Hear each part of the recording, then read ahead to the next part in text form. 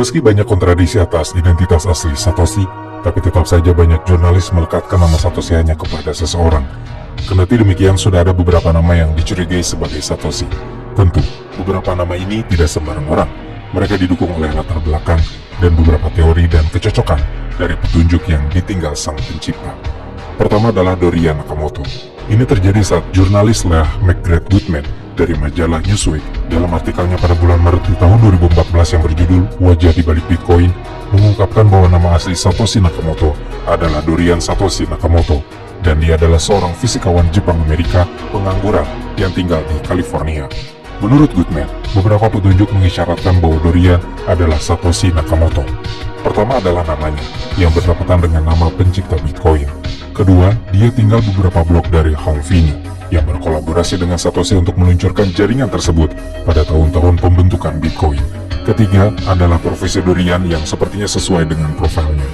Dorian adalah seorang fisikawan terlatih yang sebelumnya bekerja sebagai insinyur sistem pada proyek pertahanan rahasia dan sebagai insinyur komputer di beberapa perusahaan. Dorian juga menunjukkan kecenderungan libertarian setelah 2 kali diberhentikan dari pemerintahan pada awal tahun 90-an. Goodman lebih lanjut mengklaim bahwa konfirmasi keterlibatan Dorian dalam penciptaan Bitcoin muncul ketika dia terdengar berkata, "Saya tidak lagi terlibat di dalamnya, dan saya tidak dapat mendiskusikannya. Itu sudah diserahkan kepada orang lain.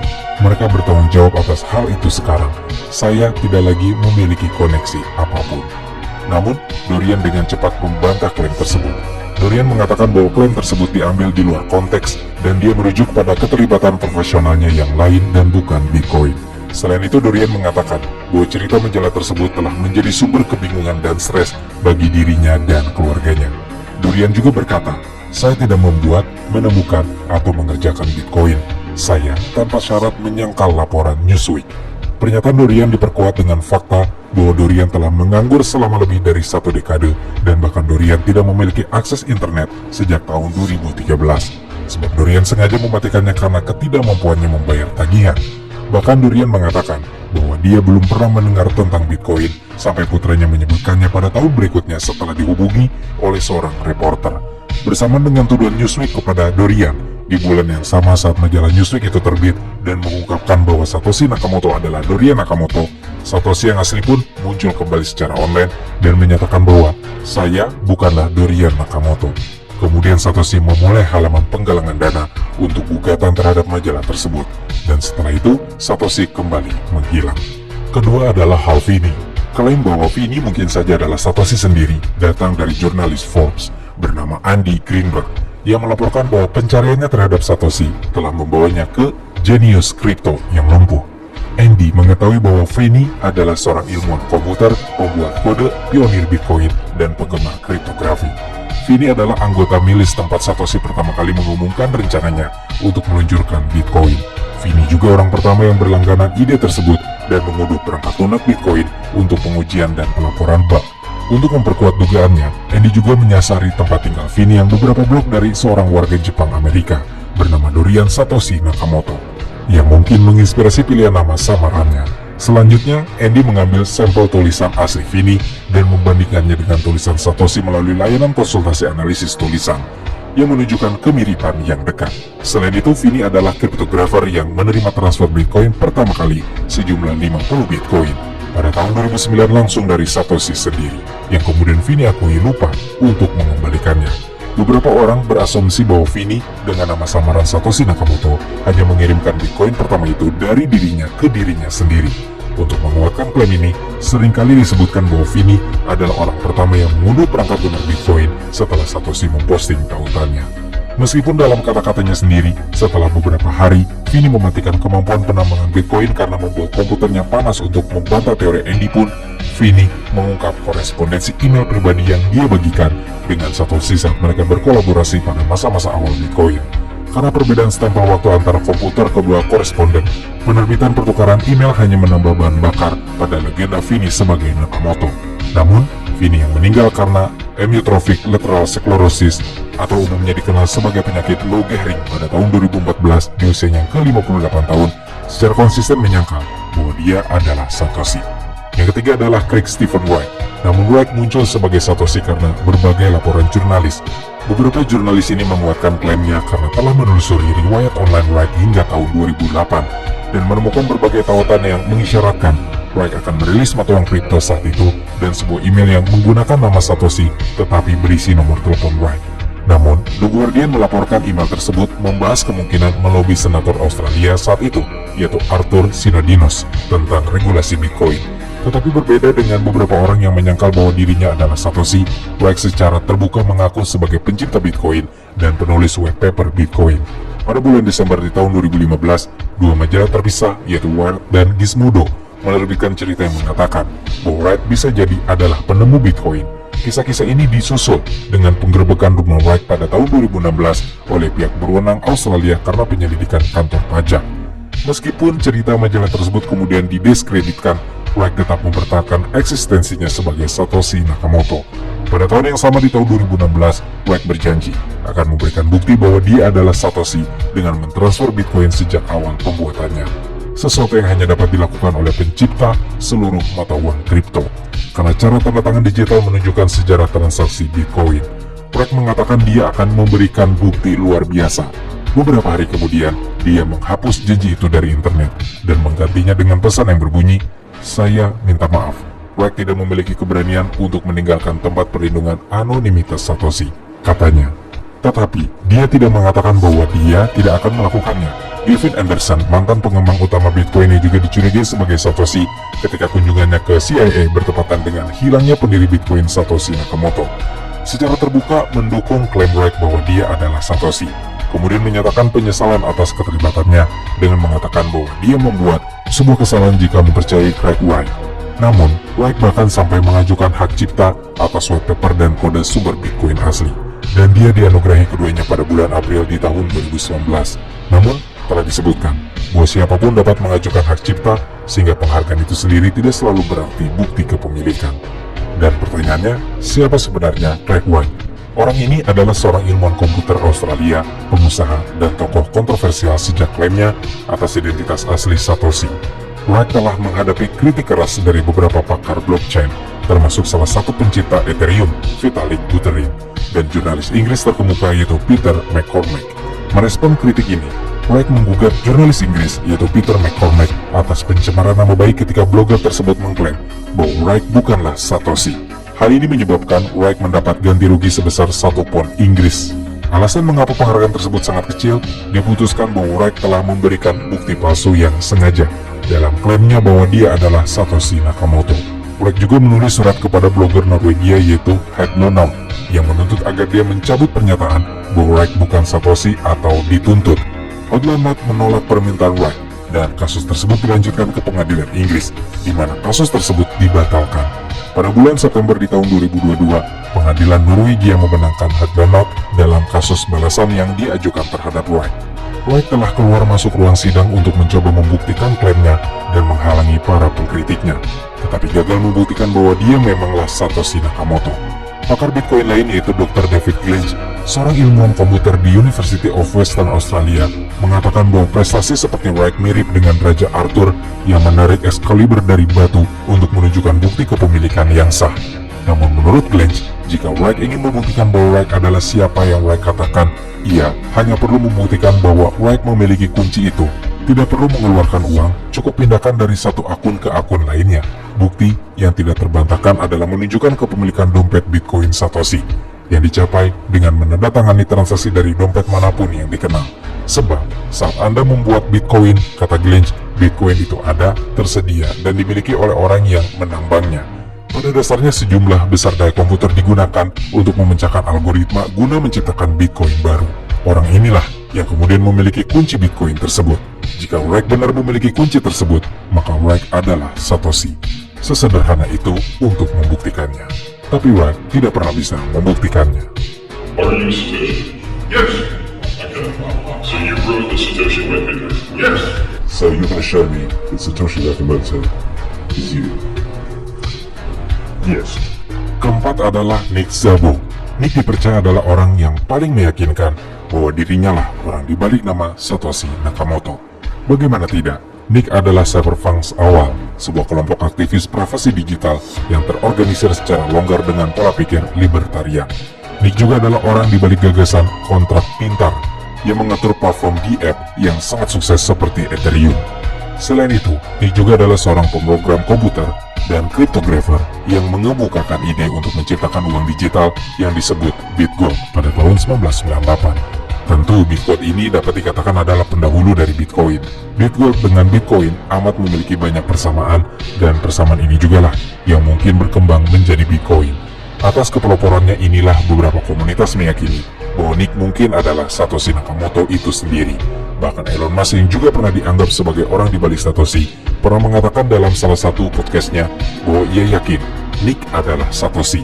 Bahkan Elon Musk sangat amat yakin dan menyatakan bahwa Nick Szabo lebih dari siapapun bertanggung jawab atas evolusi ide-ide Bitcoin. Namun nama Nick Szabo pertama kali mulai diangkat ke publik sebagai sosok Satoshi oleh Nathaniel Cooper, seorang jurnalis New York Times sekaligus penulis buku Digital Gold. Dalam tulisannya di artikel New York Times pada tanggal 15 Mei di tahun 2015, Cooper menyatakan bahwa bukti paling meyakinkan tentang identitas asli Satoshi menunjuk pada seorang pria Amerika keturunan Hungaria yang penyendiri bernama Nick Szabo. Meski Nick dalam korespondensi emailnya dengan Cooper tegas menulis, seperti yang telah saya nyatakan berkali-kali sebelumnya, semua spekulasi ini menyanjung tapi salah, saya bukanlah Satoshi. Namun tetap saja, Cooper percaya bahwa Nick hampir sama misteriusnya dengan Satoshi. Sejarah Nick tidak diragukan lagi bahwa dia termasuk di antara sekelompok kecil orang yang selama beberapa dekade terkadang bekerja secara kooperatif dan terkadang dalam kompetisi, meletakkan dasar bagi Bitcoin dan menciptakan banyak bagian yang kemudian dimasukkan ke dalam mata uang virtual. Namun, cerita dari hidup Nick memberikan wawasan tentang elemen penciptaan Bitcoin yang sering disalahpahami. Perangkat lunak ini tidak dibuat secara tiba-tiba, seperti yang kadang-kadang diasumsikan, namun dibangun berdasarkan gagasan banyak orang selama beberapa dekade. Sejarah ini lebih dari sekedar soal keingintahuan. Perangkat lunak ini dipandang di kalangan akademis dan keuangan sebagai terobosan ilmu komputer yang signifikan yang dapat mengubah cara pandang dan pergerakan uang. Baru-baru ini bank seperti Goldman Sachs telah mengambil langkah pertama dalam memanfaatkan teknologi ini. Nick sendiri diam-diam terus terlibat dalam pekerjaannya ini. Pada awal tahun 2014, Tuan Szabo bergabung dengan Forum, sebuah startup Bitcoin yang berbasis di Palo Alto, California, yang beroperasi dalam mode sembunyi-sembunyi dan bertujuan untuk membangun pertukaran Bitcoin yang lebih baik. Setelah kedatangannya, Nick membantu mengarahkan kembali perusahaan untuk memanfaatkan kemampuan perangkat lunak Bitcoin untuk apa yang disebut kontrak pintar, yang memungkinkan transaksi keuangan dijalankan sendiri. Menurut orang-orang yang diberi pengarahan tentang operasi perusahaan yang berbicara tanpa menyebut nama, setelah Nick memimpin perusahaan ke arah yang baru, perusahaan itu berganti nama menjadi Mirror, dan baru-baru ini mengumpulkan 12,5 juta dolar dari beberapa pemodal Ventura terkemuka. Peran Nick di Forum dirahasiakan karena keinginannya akan privasi, dan Nick keluar pada akhir tahun 2014 setelah merasa gugup dengan paparan publik. Namun menurut orang-orang yang diberi pengarahan tentang operasi perusahaan, serangkaian keterampilan dan pengetahuan misterius yang dimiliki Nick membuat beberapa rekannya menyimpulkan bahwa Nick kemungkinan besar terlibat dalam penciptaan Bitcoin, meskipun Nick tidak melakukan semuanya sendiri. Popper mempercayai Nick sebagai Satoshi adalah karena sifat dan keterlibatannya akan cyberpunks, sebab sebagai bagian dari misi cyberpunks adalah mereka berupaya menciptakan uang digital yang anonim seperti uang tunai fisik. Dan Nick adalah salah satu anggotanya. Dan pada tahun 1993, Nick menulis pesan kepada sesama cyberpunk yang menjelaskan beragam motivasi peserta pertemuan kelompok yang baru saja berlangsung. Beberapa orang, tulisnya, adalah kaum libertarian yang menginginkan pemerintah keluar dari kehidupan kita. Yang lain adalah kaum liberal yang melawan NSA. Yang lain merasa sangat senang untuk menyerang orang-orang yang berkuasa dengan cara-cara keren. Dari tulisannya itu, kita bisa melihat bahwa Nick adalah seorang libertarian sejati. Dalam wawancaranya dengan Popper, Nick bercerita bahwa dirinya tertarik pada ide-ide libertarian karena ayahnya, yang berjuang melawan komunis di Hongaria pada tahun 1950-an, sebelum datang ke Amerika Serikat, tempat Nick dilahirkan 51 tahun yang lalu. Nick dibesarkan di negara bagian Washington, dan dalam masa tumbuh kembangnya, Nick belajar ilmu komputer di Universitas Washington. Kembali ke kelompok cyberpunks, kelompok ini pada tahun 1990-an mulai bereksperimen mengenai uang digital. Adam Back, seorang peneliti Inggris, menciptakan Hashcash yang kemudian menjadi komponen utama Bitcoin. Yang lain disebut B-Money dirancang oleh seorang insinyur komputer swasta bernama Wei Dai. Ketika eksperimen ini gagal dilakukan, banyak cyberpunks kehilangan minat, tapi tidak dengan Nick Szabo. Nick bekerja selama 6 bulan sebagai konsultan untuk sebuah perusahaan bernama DigiCash. Pada tahun 1998, Nick mengirimkan garis besar uang digital versinya sendiri, yang disebut sebagai BitGold, kepada sekelompok kecil yang masih menjalankan proyek tersebut, termasuk Mr. Dai dan Hal Finney, yang mencoba membuat versi BitGold yang berfungsi. Sekali lagi, konsep di balik BitGold sangat mirip dengan Bitcoin. Ini termasuk token digital yang langka, seperti emas, dan dapat dikirim secara elektronik tanpa perlu melalui otoritas pusat seperti bank. Ketika white paper Satoshi Nakamoto yang mendeskripsikan Bitcoin muncul pada musim gugur tahun 2008, white paper tersebut pun mengutip Hashcash Adam Back, dan orang pertama yang dikirimi email oleh Satoshi secara pribadi pun adalah Adam Back dan Wei Dai, orang yang bekerja sama dengan Nick di Cyberpunks pada tahun 90-an. Inilah yang membuat kepercayaan Nick sebagai Satoshi amat kuat. Selain itu, aktivitas Nick pada tahun 2008 ketika Bitcoin muncul ke dunia telah menimbulkan banyak kecurigaan tentang perannya dalam proyek tersebut. Musim semi tahun 2008 itu, sebelum ada orang yang pernah mendengar tentang Satoshi Nakamoto atau Bitcoin, Nick menghidupkan kembali ide BitGold-nya di blog pribadinya. Dan dalam percakapan online tentang pembuatan versi langsung dari mata uang virtual tersebut, Nick bertanya kepada pembacanya, "Ada yang mau untuk membantuku membuat kodenya?" Dan setelah Bitcoin muncul, Nick memposting ulang item tersebut di blognya dengan cara mengubah tanggal di bagian atas dan membuatnya tampak seolah-olah ditulis setelah rilis Bitcoin. Tulisan Nick tentang BitGold pada masa itu mengandung banyak persamaan yang mencolok dengan deskripsi Satoshi tentang Bitcoin, termasuk ungkapan serupa dan bahkan tingkah laku penulisan yang misterius. Bahkan, untuk menguji ini pada tahun 2014, para peneliti di Aston University di Inggris membandingkan tulisan beberapa orang yang dicurigai sebagai Satoshi dan menemukan bahwa tidak ada yang sama persis selain tulisan Nick. Bahkan Jack Cliff, pemimpin peneliti ini, mengungkapkan bahwa kemiripan tulisannya sangat luar biasa. Yang paling membuat Nick benar-benar Satoshi adalah ketepatan waktu. Sebab sebelum white papers dan Bitcoin diluncurkan oleh Satoshi, Nick selama beberapa bulan sebelumnya dalam blognya sering menulis tentang konsep-konsep yang terlibat dalam uang digital, termasuk kontrak pintar. Sebuah konsep yang sangat terspesialisasi sehingga Nick sering diberi penghargaan karena menciptakan istilah tersebut. Kontrak pintar pun kemudian muncul sebagai bagian penting dari perangkat lunak Bitcoin. Selain itu, dalam blognya juga Nick menjelaskan mengapa ia mengkaji isu-isu ini dengan penuh semangat. Krisis keuangan global tahun 2008 yang saat itu sedang berlangsung memberi kesan kepadanya bahwa sistem moneter sudah rusak dan memerlukan alternatif penggantian. Bahkan, saking geramnya dengan sistem keuangan yang membuat krisis keuangan pada tahun 2008, Nick dalam satu artikel di blognya menulis, "Bagi mereka yang mencintai kebebasan yang ada sekarang dan di masa depan, sekaranglah waktunya untuk mogok." Bagi banyak pengamat Bitcoin, hal yang sama pentingnya dengan apa yang ditulis oleh Nick pada periode itu adalah sikap diamnya ketika Bitcoin muncul pada bulan Oktober 2008. Bagaimanapun, mata uang virtual adalah eksperimen dalam segala hal yang telah Nick tulis selama bertahun-tahun. Tidak seperti beberapa orang lainnya, hanya Nick yang belum merilis korespondensi apapun dari Satoshi sejak periode ini atau mengakui komunikasi dengannya. Nick pertama kali menyebutkan Bitcoin secara singkat di blognya pada pertengahan tahun 2009. Dan pada tahun 2011, ketika mata uang tersebut masih berjuang untuk mendapatkan daya tarik, Nick menulis lagi tentang hal itu secara lebih panjang, mencatat kesamaan antara BitGold dan Bitcoin. Nick mengakui bahwa hanya sedikit orang yang memiliki keahlian dan naluri untuk menciptakan salah satu dari keduanya. Tulisan tersebut yang ditulis pada bulan Mei di tahun 2011 adalah salah satu postingan terakhir yang dibuat oleh Nick sebelum dia mengambil jeda panjang untuk bekerja pada konsep baru yang Nick sebut sebagai pemrograman temporal.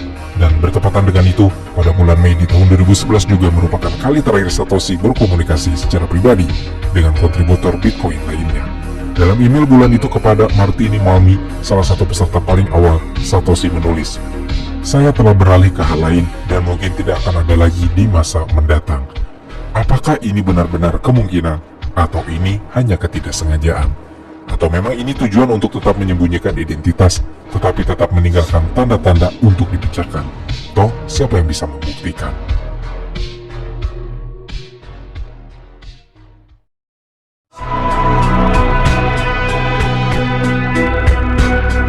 Sulit membayangkan seseorang yang berpengaruh seperti Satoshi Nakamoto tetap anonim. Namun hal tersebut telah terjadi selama lebih dari 1 dekade. Tidak ada seorang pun yang memberikan informasi yang dapat diandalkan, dan tampaknya hal itu tetap akan terjadi. Namun, anonimitas ini selaras dengan nilai-nilai inti Bitcoin, desentralisasi, dan penghapusan otoritas pengatur. Satoshi Nakamoto tetap setia pada ideologi kebebasan finansialnya. Dengan keluar dan merahasiakannya, dia menghilangkan satu-satunya faktor paling berpengaruh pada Bitcoin dari persamaan. Warisan Satoshi tetap hidup, terlepas dari pencipta dan badan pengaturnya, didorong oleh komunitasnya dan keinginan akan mata uang digital untuk semua orang tanpa batas. Namun siapapun Satoshi Nakamoto yang asli, pasti punya banyak alasan bagus untuk tetap anonim. Mungkin yang paling jelas adalah potensi bahayanya. Atau barangkali Satoshi telah belajar banyak dari Phil Zimmermann yang membuat aplikasi seperti Pretty Good Privacy, sebuah proyek yang memungkinkan orang mengirim pesan terenskripsi satu sama lain. Saluran komunikasi bebas dari intervensi penyadapan pemerintah yang memungkinkan dipakai oleh para pembangkang.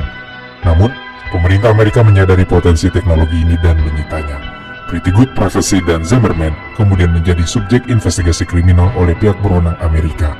Jadi, bayangkan bagaimana pemerintah memperlakukan pencipta Bitcoin, sebuah teknologi yang memungkinkan transfer uang gratis tanpa bank atau perantara.